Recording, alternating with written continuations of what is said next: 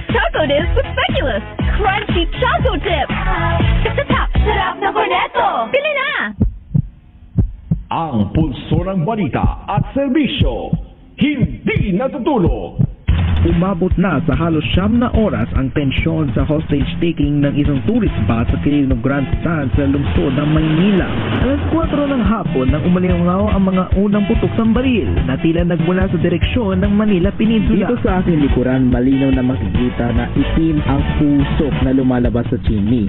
Ang ibig pong sabihin ng itim na usok na ito, wala pong bagong Santo Papa sa ngayon. Pulso Balita! Kasama si Frontier Radio, Kai Joseph.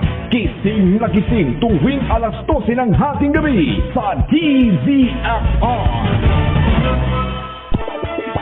Sa gitna ng pagbabago at pagharap sa hamon ng panahon, hatid ng SBS ang himpilang handang maghatid ng balitang totoo at serbisyong totoo. DZFR Radyo Vision, ang himpilang radyo ng sambayanang Pilipino.